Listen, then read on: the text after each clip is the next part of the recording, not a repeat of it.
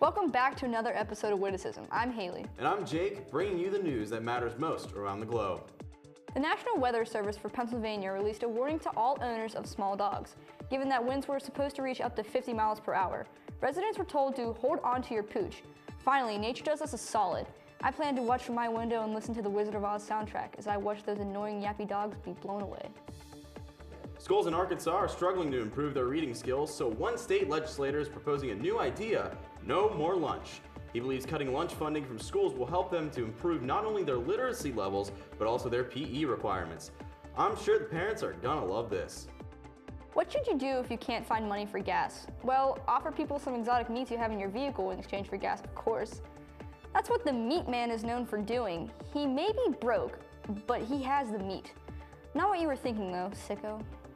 Connecticut drivers are outraged by the new distracted driving laws. Eating while driving now counts as the same offense as using your cell phone. So that means no more hash browns while driving, no matter how good they are. A man with no arms stabbed his father with a blade held between his toes. I guess the father doesn't get on the internet much. If crabs can wield a knife, your unarmed son can too. A University of Wisconsin fraternity was caught hazing their new pledges by forcing them to wear Dora the Explorer-themed backpacks, carry around fruits and maps, and run errands for the older members of the frat. The fraternity was suspended, but ironically, it's the same group of people voting to kick Hispanic people like Dora out of this country.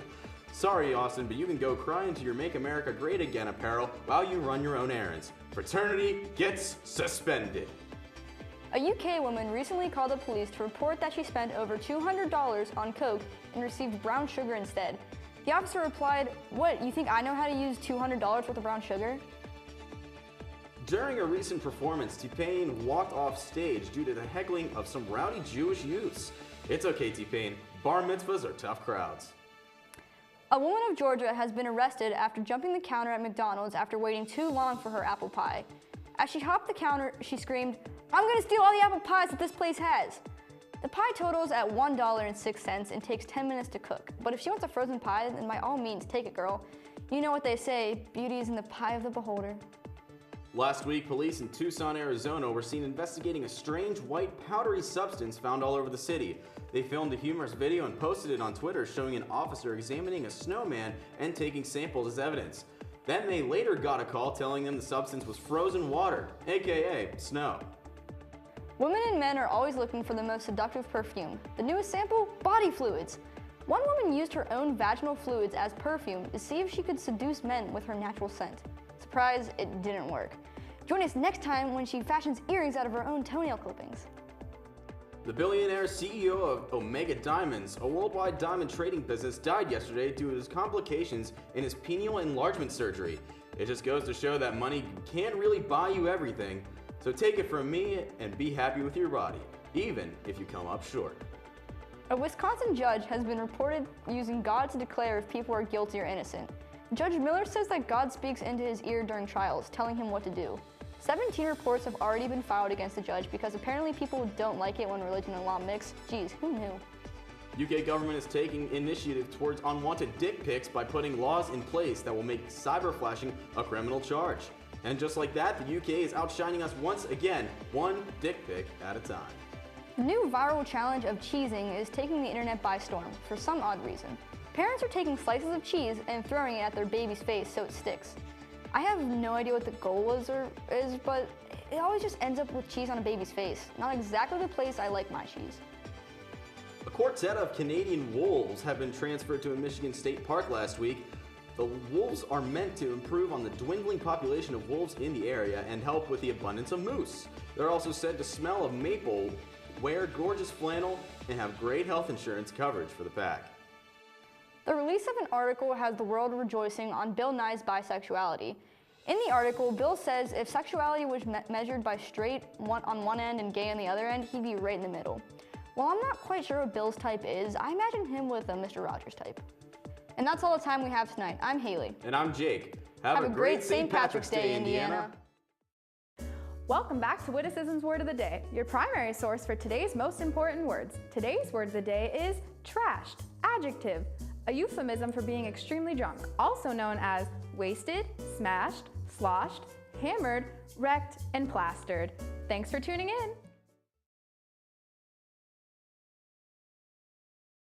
It was so funny. My mom was like, Kane, and I was like,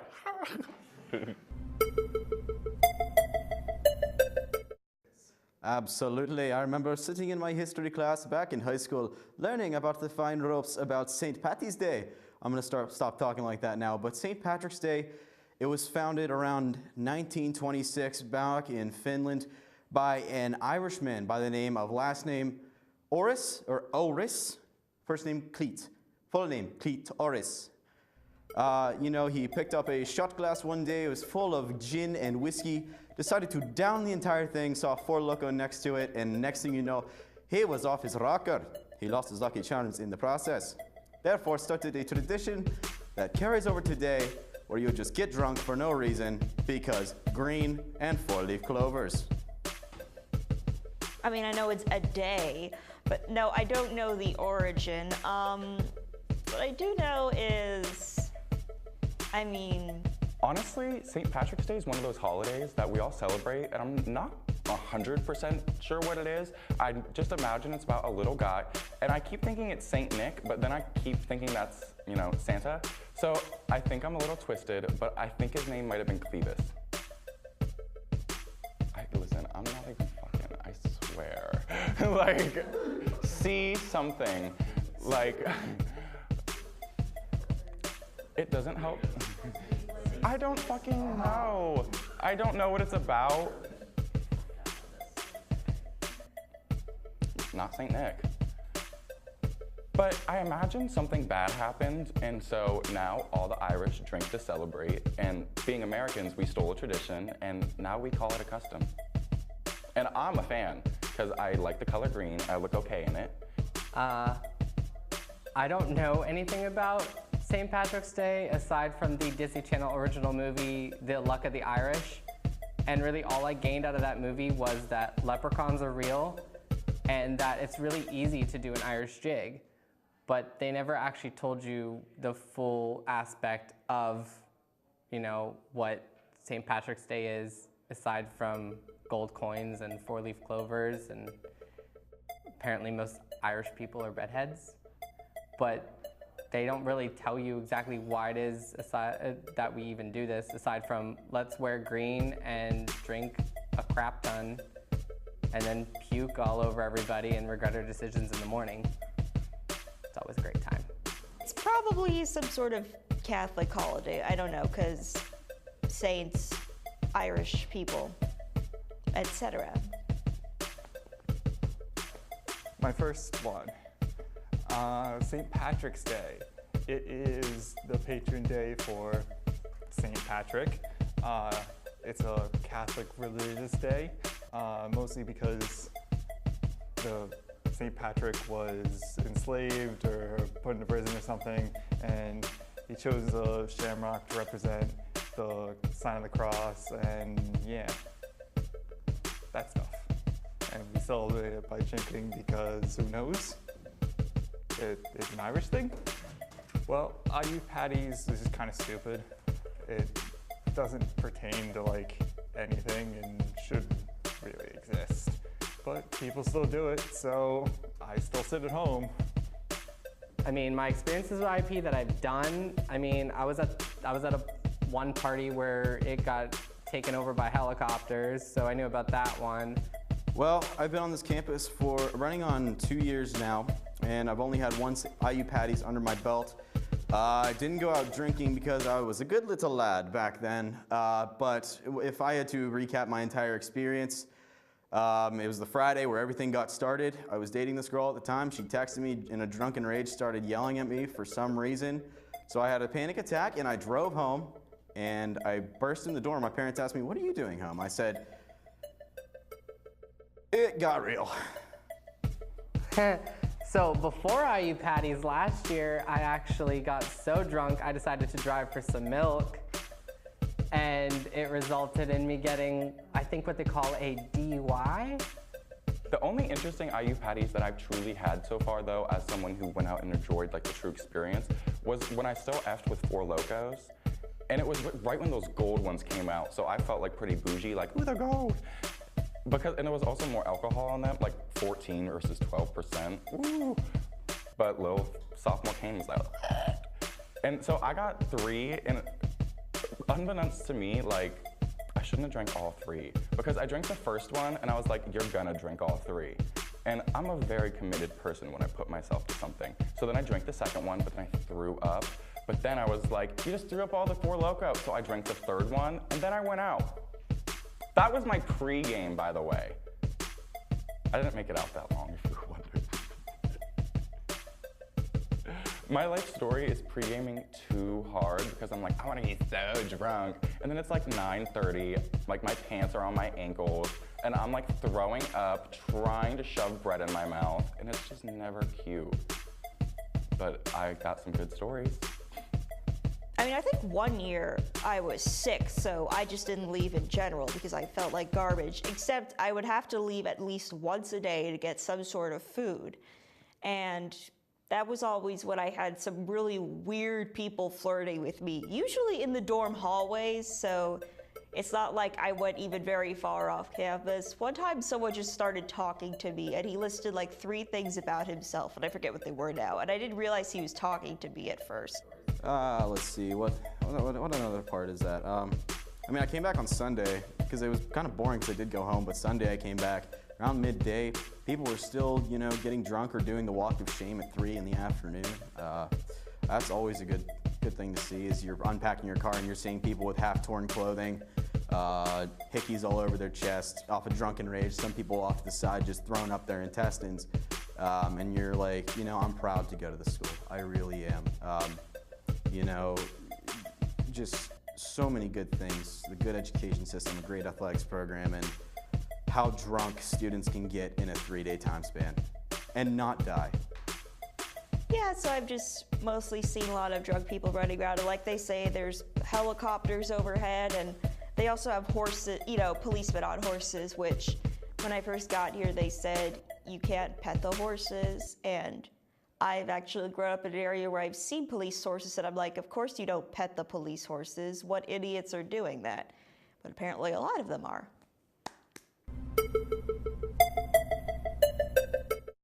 If any swear words will be FCC appropriate. So my drunk story isn't technically from up here. It was celebrating one of my friend's birthdays, and we went to Harper's Ferry in West Virginia, and we went rafting. And before we went on the first raft ride, we decided that me and one of my friends would shotgun 4 Lokos. So we shotgunned 4 Lokos, and then we went on an hour-long raft ride. And then when we finally got back up there, we did more 4 Lokos. So we were 2 4 Lokos in and 1 trip down the river. And I think we did like 2 more. I kind of lost track after that, and the bus broke down at some point. So who knows?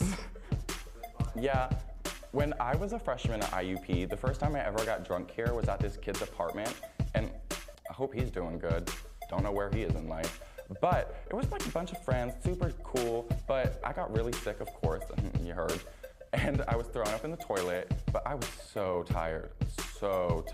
I fell asleep with my face on the toilet rim, and I woke up a couple hours later, and the mark I had on my face, it was disgusting. I probably had like E. coli just like chilling on my face, but it was so red, like like indented. Like I looked awful. It looked like I was Maleficent, like cheekboned, but from a toilet seat rim.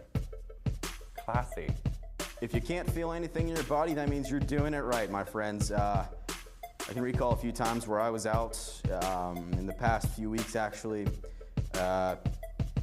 going ham at the jungle, or at the juice, that is, sipping the syrup pretty heavily, and I couldn't feel my fingers, couldn't feel my arms, and I'm like, you know what, that's okay, that means I'm invulnerable to pain. At one point, I was over at a frat, and the jungle juice was pretty hard that day, and so I downed about 6 cups of it. Couldn't feel my head. That was the good part. And I feel like, I'm invincible, so I'm gonna ram my head as fast as I can into a wall. Needless to say, I woke up the next morning, the entire room was spinning. Plot twist, I did not have a concussion, surprisingly. So my tip is, be brave, experience new things, always carry around a water bottle, and if it is 20 degrees out, as Kane previously stated, take jackets. Don't go without a hoodie or anything. I remember walking home in the cold. That was hell.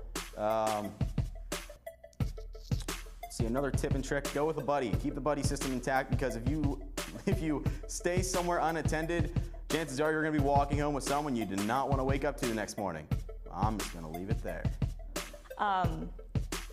My family only kind of they get sort of drunk when they're together, not when they're apart. And so and they're trying to be good about it around the kids. There's usually always a bunch of sober adults, but me and my cousins have seen some things. And like a couple of years ago, it was someone's birthday party, and I'm not gonna say who. But someone just went charging through the screen door and took it right off. Like they didn't see it there. And as soon as they run through, they were like stunned, like they were shocked, and I saw the whole thing. But the owner was laughing. They didn't even care. They said, "Oh, it's okay." The other person's like, I'll pay to fix it." They're like, "That's okay. I'm just laughing too hard. It was so funny." And there was like this other time where we were upstairs watching something on the computer, the kids, and they sent somebody up there, I guess, to check up on us. But he was clearly a little too drunk, and he was trying to be suave about it, like he was spying on us. And he's just like, "What are you kids up to?" And he asks his daughter, "Did you pack your things to stay over?" And she goes, "No, I didn't think about it." He goes, "You just don't think, honey. You just don't think." And he smacks this balloon, and it goes skittering to the other end. And he's still trying to like be cool about it. What are they doing? And he just like pulls the CD off the shelf. He's just like, "Kenny G," and then he puts it back. So now Kenny G is just a joke to all of us, and nobody else gets it usually, because he kind of had to be there. So on my 21st birthday, it was so much fun, but I have this thing where I love water. I don't know why, I just enjoy being wet. It's a good time. I like to swim. But as I was walking home on my 21st, I passed this pond a million times, but on my 21st birthday, it looked like Aquamarine herself was swimming in it, like it was glowing blue. And I knew in that moment I had to get in it, and so I did.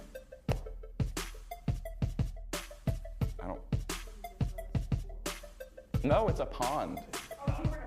Not a pond, a fountain. It was a fountain. It's right off campus. And it's just a little guy, some water. Some people were there because I'm pretty sure it's a Poke spot, like one of those Pokemon Go stops, but I just got in anyway. They were fine. I wasn't hurting their game. They're still Pikachu, I imagine. You're a good girl. What else happened to me? A lot has happened to me. Too much. Any other stories? Good one for you. All right, so this few weeks ago, there was a little game in the NFL called the Super Bowl where the Los Angeles Rams squared off against New England Patriots. I was a huge Rams advocate, but I knew something was up this year. They weren't going to repeat beating the Patriots, so I knew the Patriots were going to win. So my buddy had a party just a few ways from campus, so it was off campus. I just want to reiterate that. I asked him to buy some Not Your Dad's root beer because I've never tried it. I always wanted to. My dad always had one in the fridge that just mocked me every time I was there, or every time I was at home. And he bought 2 6-packs, if I'm mistaken, 2 6-packs. I was there probably in the first hour. I downed an entire 6-pack. And I'm one of those drinkers where it's like, you know, if it doesn't hit me right away, I'm still good to go, so I'm gonna keep drinking. I was off my rockers, and the game didn't even start yet. Let's just say this, in a long story short, I don't remember the Super Bowl ever happening. I woke up the next morning and I was like, oh, that happened. That was really weird. And then I went to the cross-country house this one day, and I never had anything to eat. I was high on adrenaline, and my buddy gets me a 4 Loko. I down it. I couldn't even sit on a couch. In a stationary position, I couldn't even function as a human being. My world was spinning, my entire body was spinning, and I am not athletic whatsoever, so I'm already in some enemy territory. I'm a non-athletic kid. I was a theater kid in high school, but you know, a bunch of cross-country runners and track runners looking at me, this theater kid from high school who doesn't really do sports. And I mean, I'm wearing layers, so I can't show you what I mean by I'm not an athletic kid, but they just stared at me, and they look at my buddy Steven. They're like, yo, who is this kid? And Steven just looks at him and goes, dude, he's a legend. That's what this kid is. But yeah, I woke up the next morning. He totally looked at me. He's like, yo, you were not yourself the other night at the cross-country house. I'm like, I mean, what did you expect? You took me. There was a time I got alcohol poisoning because I wanted to do what every person does whenever you weren't the most popular person in high school. You meet the people from high school and you're like, look what I can do. And it resulted in me drinking an entire bottle of Jack, doing 3 keg stands amongst who knows what else I drank within the span of an hour. And it resulted in me in losing over 40 pounds and having a migraine on Mother's Day. Yeah, that was fun. So I just went and told my mom I had a migraine. She believed it. So I had the best nap of my life, sleeping next to my 2 baby brothers. Best babysitting job I ever did. Be smart. If you're going out IU patties, don't. In my opinion, we're turning into a military base rapidly, folks. Remember homecoming? We saw the military choppers flying around campus. Sooner or later, it's going to turn where all hell will break loose. So if you're wait to go out, skip a weekend, go out where it's not a major weekend, and state cops from Ohio won't be on campus. And that's how the cookie crumbles, folks, in the life of Sleb. I don't know, just match your drinks with water, I guess. I like to drink, but again, I don't like to get really drunk because I'm prone to headaches already, so I hate that. I don't drink beer, but I kind of know what's good and what's not, again, from my family. I know that Guinness is good and Yingling is good. One time somebody bought a pack of something called Raging Bitch, and everyone tried it, and they were like, oh, God, this is terrible. And after trying to drink it, they all threw it out. So I guess if you like good beer for the taste, don't get Raging Bitch. And yeah, go with a person. Bring a jacket if it's cold. That's not even just like a drunk rule. That's a rule of life. Put on some clothes when it's cold. Don't die. I will let you know the sheets will be overrun. If you do not plan on going out, then don't rely on going to Sheetz when you're hungry. Every single food place in Indiana within walking distance of that campus will be overrun. Cannot tell you how many times you see a line going down the street. So I would say, stock up on fried food. Keep it in your house. Be ready for the event when you are so hungry and you're drunk. You have it already, instead of waiting in line with all those other people bumping into one another. Next thing you know, there's a fight. So if you want to get drunk, don't believe what people say, just don't eat dinner. Straight up, you'll be fine. People say, no, you need to. If you want to get messed up, don't eat dinner. And then after your second drink, eat. And then after you're done eating, drink a bottle of water, you'll be great. Then have a drink after that bottle of water. Coaxed your way right in. You got effed up quick, you got your dinner, and you have that water. And squeeze in a couple sips later and you'll be good. What's another good tip? Oh, listen to that thing that says liquor before beer, you're in the clear. If that's right, listen to it. All right, so I have a couple tips and tricks. One I haven't tried, but I've heard a lot of good things about, is what are called charcoal tabs. So you eat a charcoal tab before you go out drinking, drink a little bit of water, and charcoal tab, when you start drinking, just absorbs all the alcohol. But I still don't know if it works. People say it does. Who knows? My other one is, I guess, drink water. I don't have any experience because I don't get hangovers, so I don't know what the downsides of not doing it are. That's it. Buddy system. Always do the buddy system, because when it comes to IU Patty, one of you is going to get so drunk you're going to get lost. So at least have someone who's slightly sober enough to find you and bring you back. And it also works out because then one gets so drunk they pass out, you wake up, and you do the same thing for your friend. They get drunk, they pass out. It's a great system. I highly recommend doing it.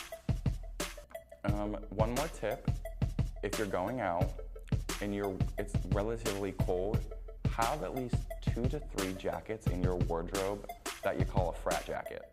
It doesn't even have to be if you're going to the frat, but just know you could leave it. You don't have no emotional attachments, you don't think it's that cute, but it could work with almost any outfit. You need 1 or 2 in case you leave it, because that's its point. And make sure it has lots of pockets, because you need pockets when you're going out. Especially the ones with zippers, that's a perfect fracket. Fracket, call it a fracket. Okay, ready? You're watching Witticism. Hi everybody, welcome back. It's me, Cheryl Lips, for Makeup Tips with Cheryl Lips. In celebration of St. Patrick's Day, I decided to do a makeup tutorial to show all of you how I, Cheryl Lips, get myself ready for a nice evening in front of the TV with Bob watching The Luck of the Irish. Wait, what? I'm not doing my own makeup anymore. Well, then who's doing it for me? Oh God, please tell me it's not. Hi, Cheryl. Chad. The other producers thought it'd be a good idea if I beat your face, Cheryl. Beat my face, Chad! I will rip you to pieces! Cheryl, it's a makeup term because I'm gonna do your makeup. Oh, how fun. I'm going to beat your whole family, Chad. I don't know if she gets it, but let's get started. So, Cheryl, what do you normally start your makeup with? Well, I like to go with a lot of foundation. The key's blending. Just gotta get up in there. This feels more like slamming, but... Nope, it's called blending. Oh, smile. Oh, missed the spot. Now, this is an important step because if you mess up painting your house, everybody will see it. You can't add windows to a badly... Your face is like a house. Now, Cheryl, next is a very important part. Contouring.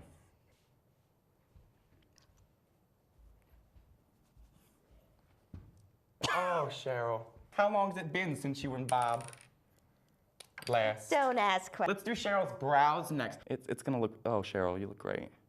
You would look great with fake freckles. Oh, Cheryl. Oh, Cheryl, we're gonna do some eyeshadow next since you love eyeshadow.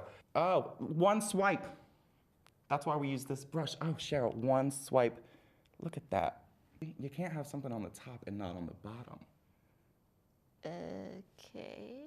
Can I open my eyeballs yet? No. This is what the kids call highlight. It's like a highlighter for your face. I don't really want a yellow face, Chad. Why are you putting hairspray on my face? I am ready to do Cheryl's lips. Bob Ross called them happy accidents. Good. What did you do? I look like an ogre or something. What the? Do you like it? Oh, of course. I love it. No, I don't like it. What did you do to my face? Let's do the green around the eyes. Let's do the grand reveal and you're gonna like it. We'll be right back. I love how you look, Cheryl. Can I see how I look? Of course.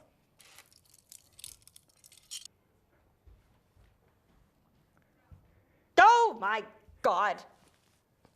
What is that? Is that me? So I'm gonna go get baby wipes. What are you doing? Cheryl was supposed to do her own makeup. What? Come get your shit, Chad. Clean it up. Clean it up. Did you send? I was supposed to do my own makeup anyway. What do we do now? You look great, Cheryl. I'm gonna go. I'll see you next week. Bye.